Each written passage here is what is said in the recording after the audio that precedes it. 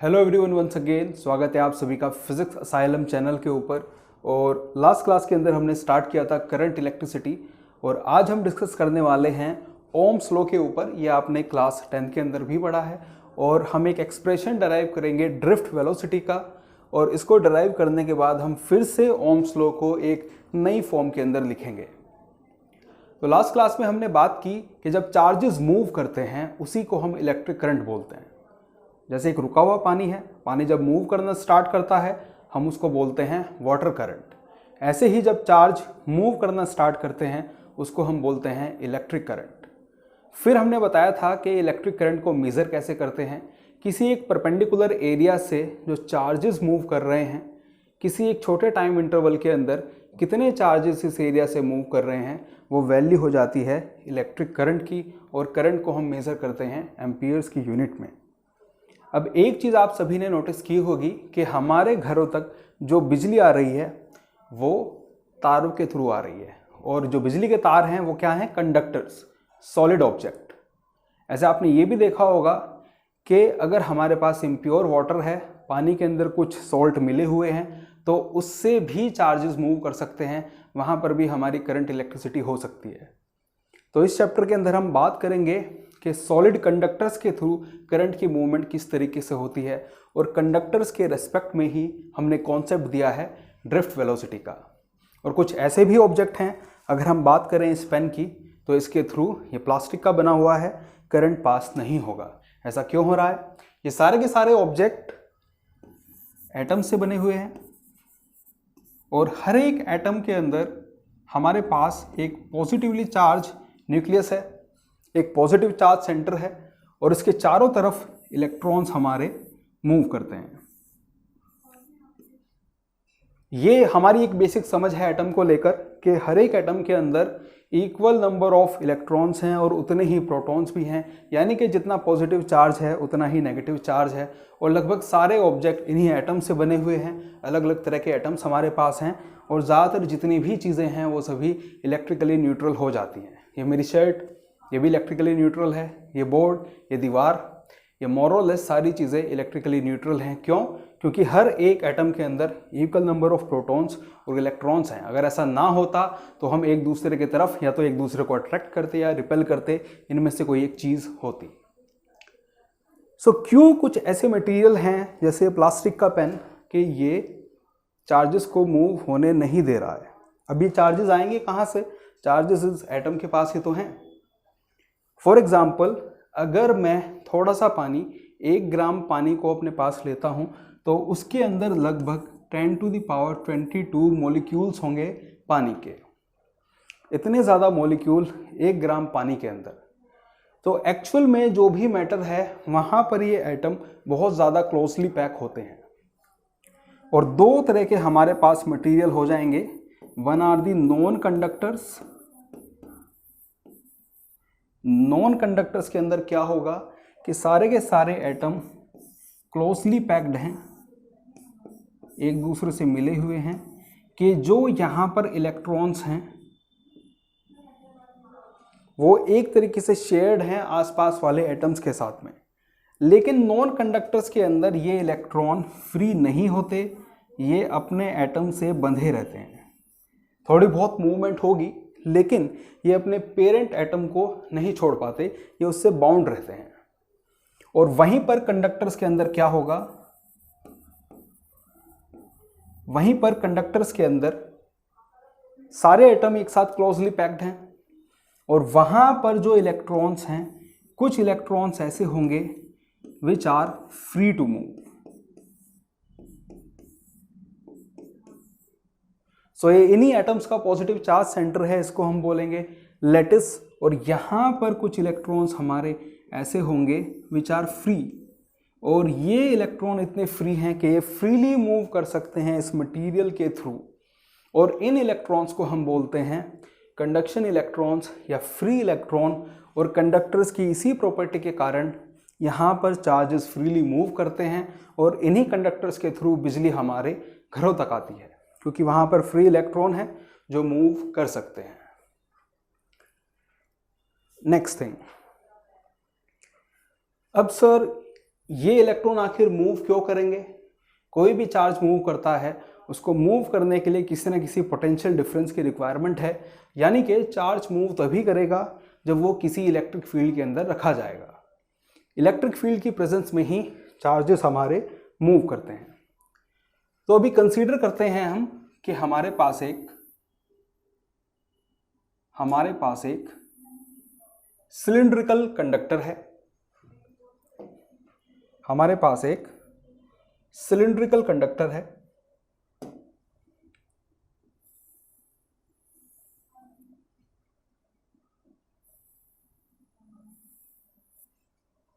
अब normal state के अंदर क्या होगा? इस कंडक्टर के अंदर हमारे पॉजिटिव आयंस हैं और इलेक्ट्रॉन्स हमारे फ्री टू मूव हैं। अब नॉर्मल स्टेट के अंदर किसी भी टेम्परेचर पर जो इलेक्ट्रॉन्स हैं वो रैंडमली मूव करेंगे। अब इन इलेक्ट्रॉन्स की कोई प्रेफरेंशियल डायरेक्शन ऑफ मोशन तो है नहीं। इलेक्ट्रॉन मूव करेगा, इससे टकराएगा, फिर किसी डायरेक्शन में मूव करेगा, फिर वहाँ पर वो दूसरे आयन से टकराएगा, फिर किसी और डायरेक्शन में स्टार्ट करेगा मूव करना। तो किसी भी टेम्परेचर पर एक इलेक्ट्रॉन कॉन्टिन्यूसली मोशन में होता है। वो कभी इससे टकरा रहा है, कभी उससे, और हर टाइम पर उसकी जो वेलोसिटी है रैंडम है। कोलिजन के बाद वो किस डायरेक्शन में जाएगा नहीं पता। सो ये इलेक्ट्रॉन कॉन्टिन्यूसली मूव करता रहता है, इसका कोलिजन होता रहता है पॉजिटिव आयंस के साथ में या दूसरे इलेक्ट्रॉन्स के साथ में, और इलेक्ट्रॉन की वेलोसिटी कंप्लीटली रैंडम है। ऑन एन एवरेज अगर हम देखें, ऑन एन एवरेज किसी भी एक पर्टिकुलर डायरेक्शन में इलेक्ट्रॉन्स मूव नहीं कर रहे। अगर आप कोई भी एरिया कंसीडर करते हो, suppose this is area A, तो जितने इलेक्ट्रॉन लेफ्ट से राइट में पास हो रहे हैं कंप्लीट रैंडमनेस की वजह से, उतने ही इलेक्ट्रॉन राइट से लेफ्ट में पास हो रहे हैं। आप कोई भी एरिया कंसीडर कर सकते हैं, किसी भी एरिया से अगर कुछ इलेक्ट्रॉन ऊपर से नीचे मूव कर रहे हैं तो लगभग उतने ही इलेक्ट्रॉन नीचे से ऊपर मूव कर रहे हैं। किसी भी टेम्परेचर T पर एक नॉर्मल कंडक्टर के अंदर इसी कारण से करंट हमेशा जीरो होता है, क्योंकि जो इलेक्ट्रॉन्स हैं वो कंप्लीटली एक रैंडम मोशन के अंदर हैं। तो इस कंडक्टर के अंदर भी जब एक नॉर्मल सिचुएशन है तो वहां पर हमारा करंट जीरो होगा। अब सपोज करिए हमने दो सर्कुलर डिस्क ले ली और उसके ऊपर हमने कुछ चार्ज स्प्रेड कर दिया। ठीक है, हम ले लेते हैं डाई इलेक्ट्रिक मटेरियल, कोई भी ले लेते हैं डाई इलेक्ट्रिक यानी कि नॉन कंडक्टर। उसके ऊपर हमने कुछ चार्ज स्प्रेड किया। मान लेते हैं कि हमने उसके ऊपर प्लस चार्ज स्प्रेड किया और ये हमने कंडक्टर के एक एंड पर लगा दिया। एक डिस्क ले ली डाई इलेक्ट्रिक की, इधर हमने लगा दी, और इसी तरीके से एक डाई इलेक्ट्रिक के ऊपर नेगेटिव चार्ज लिया और इस साइड पर मैंने उसको लगा दिया। अब सर क्या होगा? ये electron on an average move ही नहीं कर रहे। ठीक है, एवरेज पोजीशन के अबाउट ही हैं और इसीलिए किसी भी सरफेस के थ्रू कोई करंट है ही नहीं। तो इस केस के अंदर सर हमने एक इलेक्ट्रिक फील्ड प्रोड्यूस कर दिया पॉजिटिव से नेगेटिव चार्जेस की ओर। अब क्योंकि सरफेस चार्ज डेंसिटी हमने सेम ली है, ये इलेक्ट्रिक फील्ड भी यहाँ पर यूनिफॉर्म ही होगा। अब हमने इस कंडक्टर के एंड से एक इलेक्ट्रिक फील्ड इन दोनों एंड्स के बीच में क्रिएट कर दिया। अब इलेक्ट्रॉन्स के ऊपर एक फोर्स लगेगी, नेट फोर्स इस डायरेक्शन में। सो ये इलेक्ट्रॉन इस डायरेक्शन में ऑन एन एवरेज मूव करना स्टार्ट कर देंगे, टकराएंगे बाकी आयन से, उनसे भिड़ंत होती रहेगी, लेकिन इस डायरेक्शन के अंदर धीरे धीरे धीरे टकराते हुए ये मूव करते रहेंगे। अब होगा क्या, कुछ समय के बाद ये इलेक्ट्रॉन यहां पहुंचकर इस पॉजिटिव चार्ज को न्यूट्रलाइज कर देंगे और यहां इलेक्ट्रॉन्स की कमी हो जाएगी, कुछ पॉजिटिव चार्ज इस एंड पर क्रिएट हो जाएगा और ये सिचुएशन न्यूट्रलाइज हो जाएगी, यानी कि कोई नेट चार्ज बचेगा ही नहीं। सो बहुत थोड़े समय के लिए एक इलेक्ट्रिक करंट इसके अंदर होगा। अगर मैं यहाँ पर एक इलेक्ट्रिक फील्ड मैंने क्रिएट किया इस मैकेनिज्म से, तो इलेक्ट्रॉन्स मूव करेंगे, थोड़ी देर के लिए करंट होगा, किस डायरेक्शन में, इलेक्ट्रिक फील्ड की डायरेक्शन में ही, एक बहुत छोटे से टाइम के लिए करंट होगा, लेकिन ये इलेक्ट्रॉन मूव कर कर इस पॉजिटिव चार्ज को न्यूट्रलाइज कर देंगे और इलेक्ट्रिक फील्ड खत्म हो जाएगा। जब दोनों पॉइंट्स पर नेट चार्ज जीरो होगा तो इलेक्ट्रिक फील्ड खत्म हो जाएगा और करंट भी हमारा रुक जाएगा। अब इमेजिन करो हमारे पास एक ऐसा सिनारियो है एक मैकेनिज्म ऐसा है कि हम कॉन्टिन्यूसली यहां पर पॉजिटिव चार्ज को भेजे जा रहे हैं, इलेक्ट्रॉन न्यूट्रलाइज कर रहे हैं, करने दो, लेकिन अगर उसी रेट पर आप यहां पॉजिटिव चार्ज की सप्लाई बनाए रखते हो, उसी रेट पर आप यहां पर नेगेटिव चार्जेस की सप्लाई बनाए रखते हो, तो ये इलेक्ट्रिक फील्ड मेंटेन रहेगा और उस केस के अंदर ये करंट मूव करता रहेगा। ठीक है, तो ये काम करता कौन है? एक स्टेडी करंट मेंटेन रहेगा क्योंकि इलेक्ट्रिक फील्ड यहां पर यूनिफॉर्म है। सो ये मैकेनिज्म, ऐसा मैकेनिज्म, सिमिलर काइंड का मैकेनिज्म, ठीक है, थोड़ा अलग प्रोसेस होता है सेल्स के अंदर, लेकिन सेम यही काम करते हैं सेल्स। सेल उस इलेक्ट्रिक फील्ड को मेंटेन रखते हैं कंडक्टर के through. So the mechanism which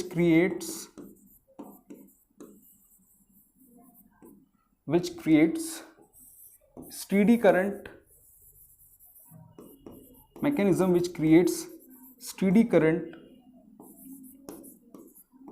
are the cells and batteries. Those are the cells and batteries. एक सेल एक बैटरी क्या करता है, उसके टर्मिनल ये कांस्टेंट पोटेंशियल डिफरेंस, एक कांस्टेंट इलेक्ट्रिक फील्ड ही प्रोवाइड करते हैं। अगर इस कंडक्टर की लेंथ L है, अगर इस कंडक्टर की लेंथ हमारी L है, सो इन दोनों एंड के बीच में पोटेंशियल डिफरेंस हो जाएगा E इंटू L। तो सेल हमारे कांस्टेंट पोटेंशियल डिफरेंस ही प्रोवाइड करते हैं, उन दोनों टर्मिनल के बीच में एक कांस्टेंट पोटेंशियल डिफरेंस होता है और एक इलेक्ट्रिक फील्ड हम स्थापित कर देते हैं कंडक्टर के अंदर, और वहां पर ये जो चार्ज न्यूट्रलाइजेशन का प्रोसेस है, सेल उसको कभी भी कंप्लीट नहीं होने देता और करंट हमारा मेंटेन रहता है। इसी प्रोसेस से करंट आता है हम सभी के घरों के अंदर। नाउ द नेक्स्ट थिंग, बात करते हैं ओम्स लॉ की। आपने 10th क्लास के अंदर पढ़ा था that resistance offered by any conductor is equal to rho L upon A, जहां पर रो एक कांस्टेंट है और ये कांस्टेंट है रेजिस्टिविटी। ये डिपेंड करता है मटेरियल के ऊपर। मान लीजिए अगर हम कॉपर को लेते हैं तो कॉपर का अगर आप ज़्यादा लंबा वायर लेंगे उसका रेजिस्टेंस ज़्यादा होगा। अगर आप उसका एरिया ऑफ क्रॉस सेक्शन बढ़ा देंगे तो उससे करंट इजीली पास हो जाएगा, आर कम होगा। और ये जो कांस्टेंट है ये मटेरियल स्पेसिफिक हो जाएगा, कॉपर के लिए कुछ और होगा, स्टील के लिए कुछ और, आयरन के लिए कुछ और। यानी कि जो एक्चुअल में रेजिस्टेंस है वो कंडक्टर की डायमेंशंस के ऊपर डिपेंड करता है, कितनी थिकनेस है, कितनी लेंथ है, और लेंथ के डायरेक्टली प्रोपोर्शनल है रेजिस्टेंस और एरिया ऑफ क्रॉस सेक्शन के इन्वर्सली प्रोपोर्शनल है। सो चार्जेस को मूव करने में आसानी होगी अगर क्रॉस सेक्शनल एरिया ज़्यादा होगा, चार्जेस को परेशानी होगी अगर ज़्यादा लेंथ वो ट्रेवल कर रहे हैं कंडक्टर्स के अंदर। सो रेजिस्टेंस उस केस में इंक्रीज हो जाता है। ये था हमारा ओम्स लॉ। अब अगर आप यहाँ से देखेंगे, ये था हमारा रेजिस्टेंस किस तरीके से दिया जाता है, और ओम्स लॉ हमारा लिखा जाता था at V is equal to IR। यानी कि जो हम पोटेंशियल अप्लाई करते हैं किसी भी सर्किट के अंदर वो डायरेक्टली प्रोपोर्शनल है करंट के, और वहां पर जो कांस्टेंट निकल कर आता है वो आता है R। This was the how resistance is given. और ओम्स लॉ कनेक्ट करता है वोल्टेज और करंट को, जहां पर R एक प्रोपोर्शनैलिटी कांस्टेंट है, इसको हम रेजिस्टेंस बोलते हैं। If we will write it like V is equal to I, R is rho L upon A, और ये हम सभी जानते हैं that E is equal to V by L। अभी हमने देखा था थोड़ी देर पहले that V is equal to EL, so E is V by L. So we will take L on this side, so V by L is equal to I rho by A. V by L is the electric field. V by L is the electric field. This is equal to rho I by A. अगर हमारे पास एक perpendicular area है और इसके through कुछ current है, current through this area is I. So current per unit area, current per unit area हम इसको एक नई क्वांटिटी डिफाइन करते हैं, J is equal to I by A। J is equal to I by A, और ये एक vector quantity है। इसकी डायरेक्शन क्या होगी, जिस डायरेक्शन के अंदर चार्जेस हमारे मूव कर रहे हैं वही डायरेक्शन है हमारी करंट डेंसिटी की। इस जे को हम बोलते हैं J is current density, J is current density. So I by A को हमने रख दिया J, so E is equal to rho J. और करंट किस डायरेक्शन में होता है, जिस डायरेक्शन में इलेक्ट्रिक फील्ड उसको मूव करा रहा है। सो करंट डेंसिटी और इलेक्ट्रिक फील्ड की डायरेक्शन हमारी सेम ही है। करंट किस डायरेक्शन में होगा, जिस डायरेक्शन में इलेक्ट्रिक फील्ड है उसी डायरेक्शन में तो ऑन एन एवरेज हमारा जो नेट पॉजिटिव चार्ज है मूव करता है। So electric field is equal to rho J, और इसी को हम एक घुमाकर ऐसे लिख सकते हैं that J is equal to, same इसी को लिख रहा हूं, J is equal to 1 by rho into E. इसको जनरलाइज कर दिया मैंने, वेक्टर इक्वेशन यहां पर लिख दी। करंट डेंसिटी हमारी एक वेक्टर क्वांटिटी है, डायरेक्शन क्या है, जिस डायरेक्शन में चार्ज पॉजिटिव चार्ज मूव कर रहे हैं। So J is equal to 1 by rho into E, so J is equal to sigma E, और ये सिग्मा है बराबर 1 बाई रो के। 1 अपॉन रेजिस्टिविटी, इसी को हम नाम देते हैं कंडक्टिविटी का, इसी को हम नाम देते हैं conductivity. J is equal to sigma E. So this is the alternative form of Ohm's law. ये है हमारा Ohm's law. J is equal to sigma E. Okay, I hope all this is understood. So class 10 से हमने start किया, resistance ये होता था, Ohm's law हमारा V equal to I R होता था, और यहीं से हमने निकाला है that this would be equal to J is equal to sigma E.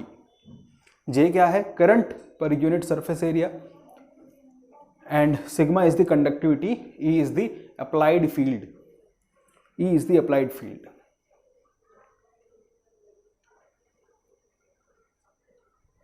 So finally हम कह सकते हैं that कंडक्टर के अंदर एक्चुअल में मूव कौन कर रहा है, नेगेटिवली चार्ज इलेक्ट्रॉन मूव कर रहे हैं। So current is carried by negatively charged electrons. The current is carried by negatively charged electrons in the background of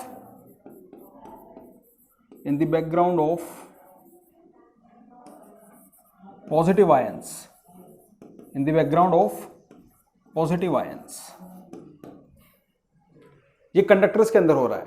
The current is carried by negatively charged electrons in the background of positive ions. और ये positive ions कैसे हैं, ये हमारे fix रहते हैं, इनका motion नहीं हो रहा है, इलेक्ट्रॉन मूव कर रहे हैं, और पॉजिटिव आयंस हमारे फिक्स हैं अपने प्लेस पर। अब हम बात करने वाले हैं ड्रिफ्ट वेलोसिटी की। ड्रिफ्ट वेलोसिटी,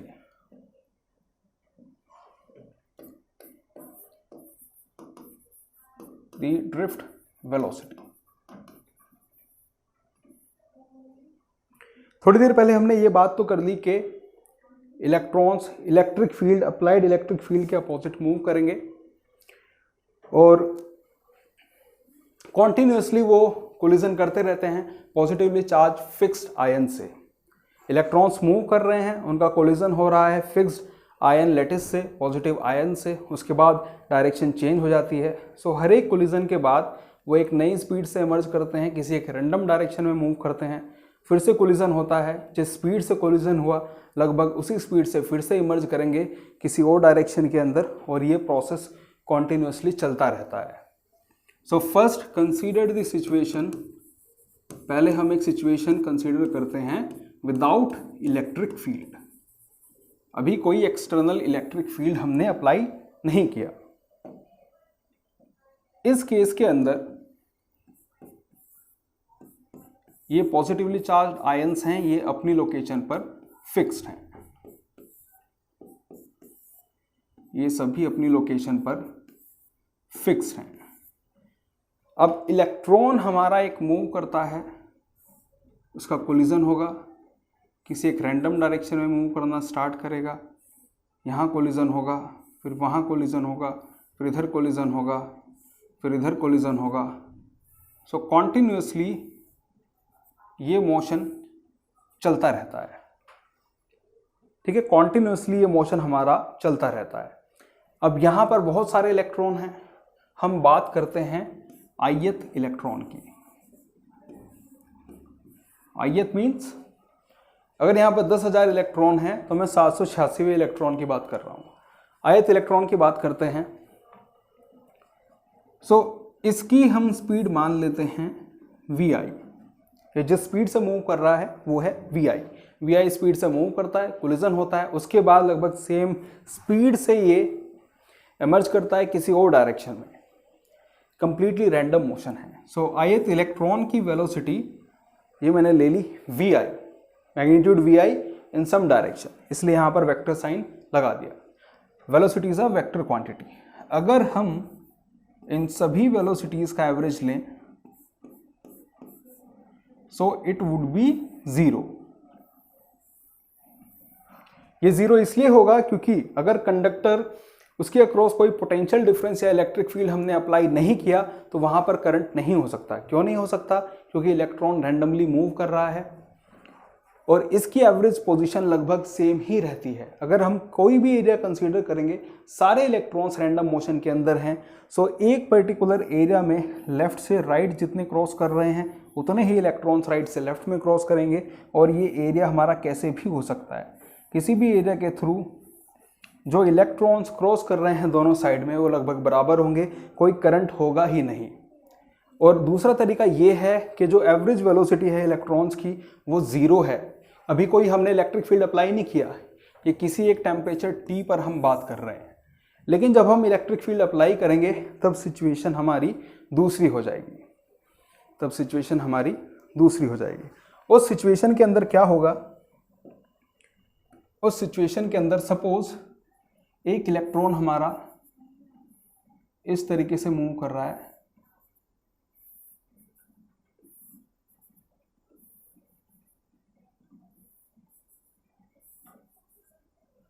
एक इलेक्ट्रॉन हमारा इस तरीके से मूव कर रहा है। सो ये है हमारी इलेक्ट्रॉन की पोजीशन और ये सिचुएशन है हमारी जब हमने कोई इलेक्ट्रिक फील्ड अप्लाई नहीं किया।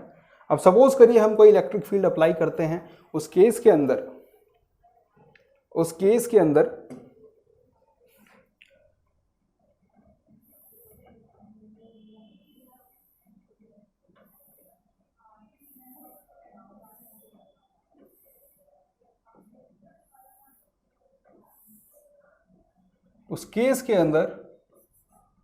The electron will finally drift in this direction. ये इलेक्ट्रॉन ड्रिफ्ट कर गया इस डायरेक्शन के अंदर, और ये कब होगा? जब हमारा एक्सटर्नल इलेक्ट्रिक फील्ड इस डायरेक्शन में है।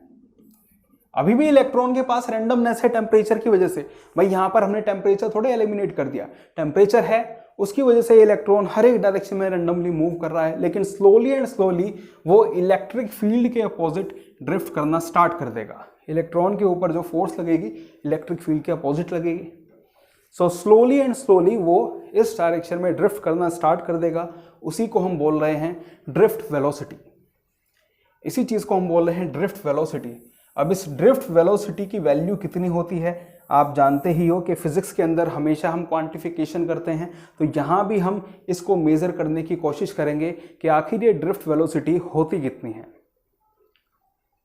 अब जब कोई भी इलेक्ट्रिक फील्ड एक्ट नहीं कर रहा, हम जानते हैं कि एवरेज वेलोसिटी ये होती है।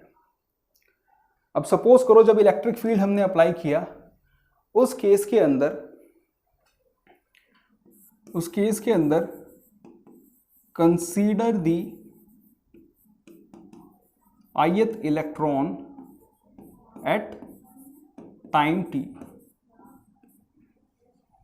टाइम t पर हम ith इलेक्ट्रॉन को अपने को कंसीडर करते हैं।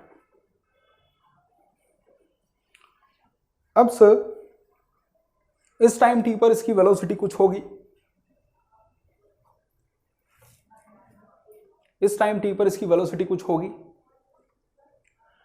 अब सपोज करो ti टाइम पहले, हम ith इलेक्ट्रॉन की बात कर रहे हैं, ti टाइम पहले इसका लास्ट कोलिजन हुआ है। ti टाइम पहले उसने लैटिस से अपना लास्ट कोलिजन किया और उसके बाद टी टाइम पर मैं उसकी वेलोसिटी कैलकुलेट करना चाह रहा हूं। What is T I time? This is the time elapsed after collision. ये टी आई है क्या? इलेक्ट्रॉन के कोलिजन के बाद जो समय बीत चुका है उसको हम बोल रहे हैं टी आई। अब सपोज करते हैं टाइम टी पर वेलोसिटी जो है ये है हमारी v। इसको मैंने नया सिंबल दे दिया कैपिटल V। और वेलोसिटी एक वेक्टर क्वांटिटी है। अब इलेक्ट्रिक फील्ड के अंदर इलेक्ट्रॉन रखा हुआ है तो वहां पर इलेक्ट्रॉन का कुछ एक्सीलरेशन होगा। वो कितना होगा? इलेक्ट्रॉन पर चार्ज है -e, इलेक्ट्रिक फील्ड है E और इलेक्ट्रॉन का मास है m। यानी कि acceleration of electron electric field के अपोजिट होगा। ये माइनस साइन यही दर्शा रहा है।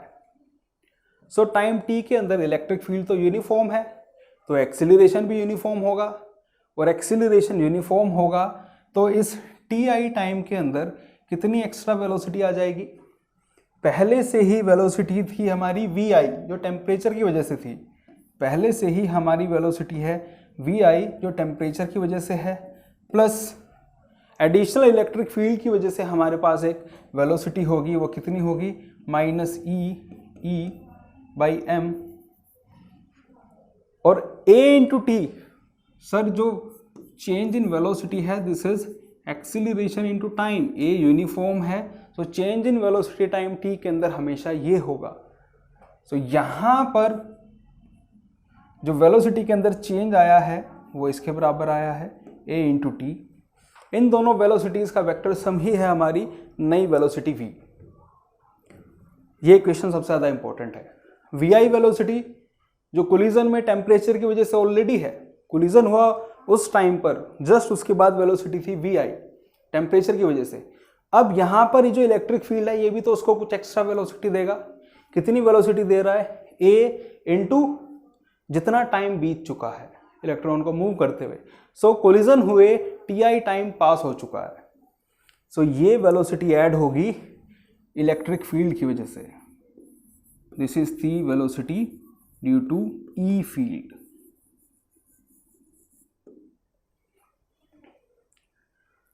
नाउ सर इसको यहां से मिटा देते हैं।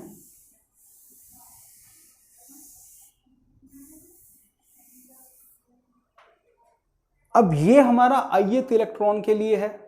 अब मुझे क्या चाहिए भाई? सभी इलेक्ट्रॉन का मैं एवरेज लूंगा। जब इतने सारे इलेक्ट्रॉन्स हैं 10 टू द पावर 20 ऑर्डर के इतने सारे इलेक्ट्रॉन्स हैं तो एवरेज मुझे लेना ही होगा। एवरेज लेने के लिए हम क्या कर सकते हैं? समेशन सभी इलेक्ट्रॉन के ऊपर सम कर देंगे V I. This is equal to V I. ये टेम्परेचर की वजह से जो वेलोसिटी है और ये जो इलेक्ट्रिक फील्ड की वजह से ऐड हुई -e/m इंटू टी आई। सो ये समेशन इस साइड भी हमने लगा दिया और सम किसके ऊपर कर रहे हैं? सभी इलेक्ट्रॉन्स के ऊपर हम सम कर रहे हैं। अगर मैं इसको डिवाइड कर दूंगा n से टोटल नंबर ऑफ इलेक्ट्रॉन्स, अगर इसको हम डिवाइड कर देंगे n से with the total number of electrons तो ये हमारे पास आ जाएगा एवरेज। अब ये चीज क्या हो जाएगी? Average velocity of all the electrons. इसी को हम बोल रहे हैं vd। ये एवरेज वेलोसिटी निकल कर आई vd और ये एक वेक्टर क्वांटिटी होगी क्योंकि ये सभी वेक्टर सम है v1 plus v2 plus v3 vector sum. तो ये लेफ्ट हैंड साइड ही है हमारी vd। अब समेशन vi ओवर n ये क्या था? Average velocity due to the thermal energy. Temperature की वजह से जो इलेक्ट्रॉन रैंडमली मूव कर रहे थे उसका एवरेज तो हमारे पास 0 निकल कर आया था। अभी थोड़ी देर पहले भी हमने लिखा है ये एवरेज हमारा निकल कर आ गया 0। अब बची क्वांटिटी ये माइनस साइन यहाँ पर आ जाएगा e/m, ये चीज़ बाहर आ जाएगी and we are left with summation ti/n। Sir ये क्वांटिटी है क्या? ti क्या है? Time elapse after the collision. हर एक इलेक्ट्रॉन के लिए ले रहे हैं, उसका एवरेज कर रहे हैं। सो ये जो पूरी एवरेज क्वांटिटी है इसी को हम बोलते हैं टाउ, रिलैक्सेशन टाइम। सो ये है हमारा tau is average time gap between collisions, average time gap between the collisions.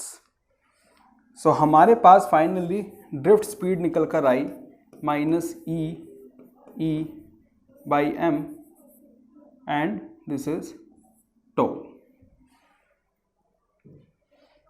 अब अगर आप ध्यान से देखोगे टो क्या है, रिलैक्सेशन टाइम, एवरेज है ना, सभी के सभी जितने भी average time elapse time before collision, tau is the average of सभी इलेक्ट्रॉन का जो एवरेज निकल कर आया कि कोलिजन के बाद कितना टाइम वो मूव कर रहे थे।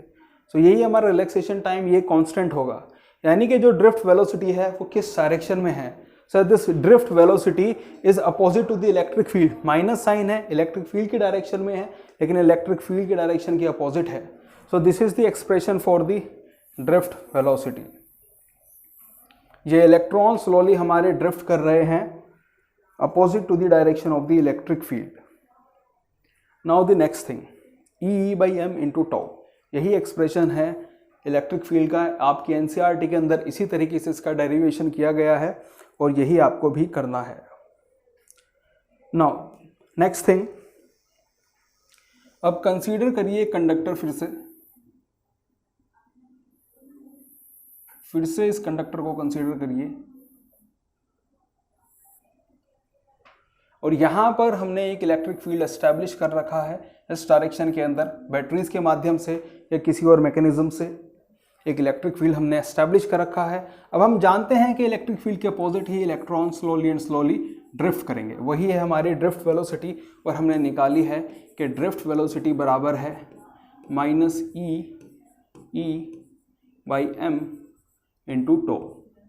एक वेक्टर क्वांटिटी है, this is -e/m into to.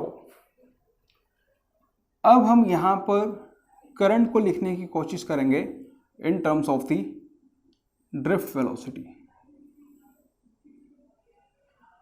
इसका मतलब यह है कि एक सेकंड के अंदर इलेक्ट्रॉन कितनी लेंथ ट्रेवल करते हैं, vd। In 1 second length travelled by electron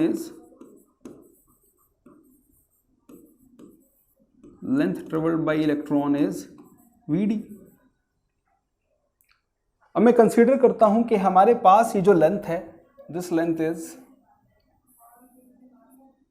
ये टोटल लेंथ है हमारी vd। एक सेकंड के अंदर कितनी लेंथ ट्रेवल करता है electron, vd।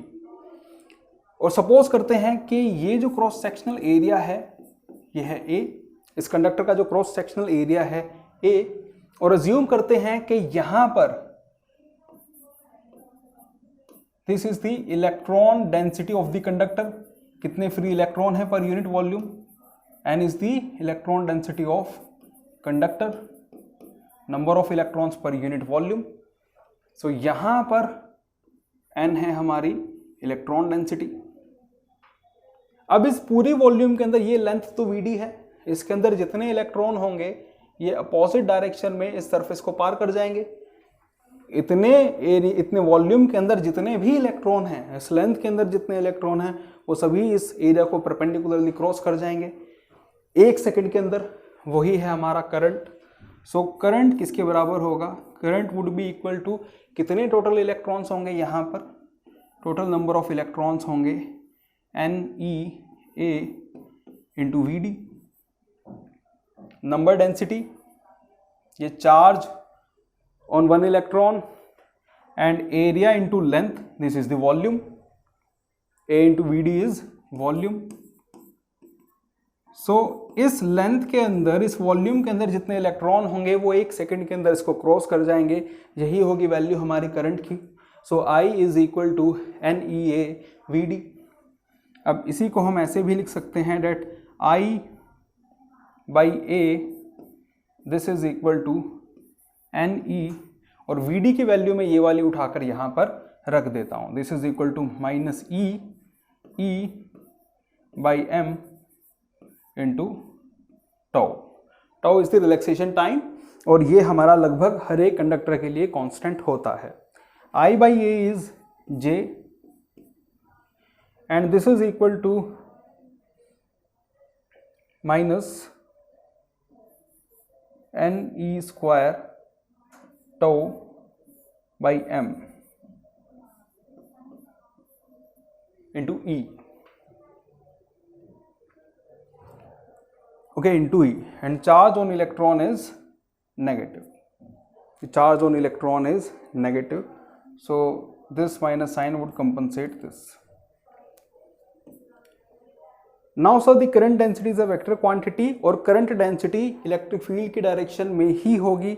current would be in the direction of the electric field. तो हमारे पास फिर से निकल कर आ गया है J is equal to sigma E, और सिग्मा जो है हमारा this is equal to NE² by m into tau. ये हमारा एक्सप्रेशन निकल कर आया जब हमने सिंगल इलेक्ट्रॉन को कंसीडर किया. This is the expression for conductivity. Sigma is conductivity, NE² tau by m, and it is रफली constant for any given conductor. Number density पर डिपेंड कर रहा है, रिलैक्सेशन टाइम पर, mass of electron, and this is the charge on the electron. So J equal to sigma E, हमने drift velocity वाले expression को consider करके इसको यहाँ पर फिर से डिराइव किया. अब जो सबसे खास बात है इस एक्सप्रेशन की कि जो इलेक्ट्रॉन्स हैं ऑन एन एवरेज, टेम्परेचर की वजह से तो एवरेज वेलोसिटी जीरो है, but because of the electric field we are having some net velocity in the direction of the electric field. और ये एक्सप्रेशन हमारा Vd is very very small. इसका order लगभग निकल कर आता है 10⁻⁻⁴ मीटर पर सेकेंड.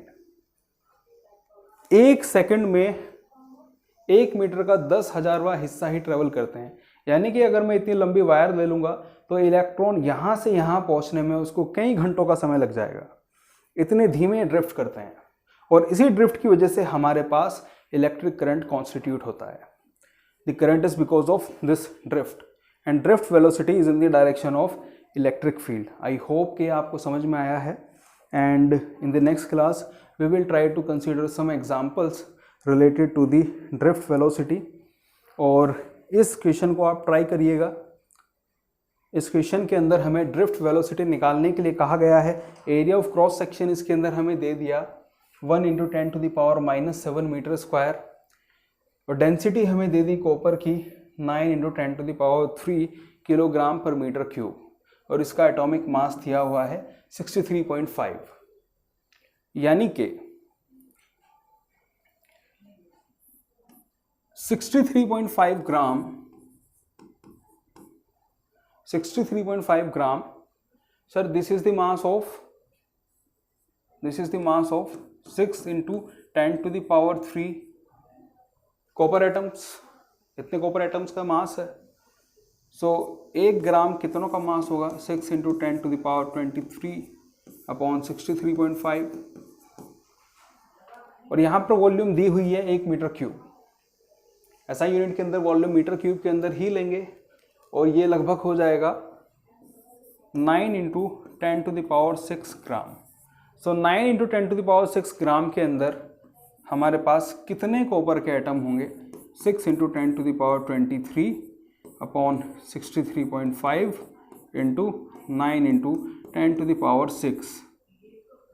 इतने कॉपर एटम होंगे हमारे 1 मीटर क्यूब के अंदर, क्योंकि ये डेंसिटी दी हुई है पर मीटर क्यूब. हमारे पास यहाँ से आ जाएगा n, नंबर डेंसिटी हमारे पास है, एरिया ऑफ क्रॉस सेक्शन हमको दिया हुआ है, तो यहाँ से हम ड्रिफ्ट स्पीड इजीली निकाल सकते हैं. That NEA VD this is equal to I. So VD is equal to I upon NEA. सारी वैल्यूज दी हुई हैं. V हमें निकालना है, I दिया हुआ है कितना? 1.5 एम्पियर. इसकी वैल्यू हम पुट करेंगे 1.5. N हम यहाँ से निकालेंगे, उस N को यहाँ पर पुट करेंगे. इलेक्ट्रॉन के चार्ज की वैल्यू हमें पता है, and area of cross section ये दिया हुआ है 1 × 10⁻⁷ मीटर स्क्वायर. इसको आप सोल्व करोगे, सो VD की वैल्यू हमारी लगभग निकल कर आएगी 1.1 × 10⁻³ मीटर पर सेकेंड. ये वैल्यू निकल कर आएगी हमारे पास ड्रिफ्ट स्पीड की. सिग्निफिकेंट फिगर का आपको ध्यान रखना होगा. यहाँ पर 2 सिग्निफिकेंट फिगर हैं, इसके अंदर भी 1.0 2 सिग्निफिकेंट फिगर हैं. पॉइंट के बाद वाली 0 सिग्निफिकेंट होती है, इधर भी 2 सिग्निफिकेंट फिगर्स हैं. तो फाइनल आंसर भी हमें 2 सिग्निफिकेंट फिगर तक देना होगा। इधर भी हमारी सिर्फ और सिर्फ 2 सिग्निफिकेंट फिगर्स हैं। So this is all for now, और यहीं से हम कंटिन्यू करेंगे नेक्स्ट क्लास के अंदर। Thank you, bye bye.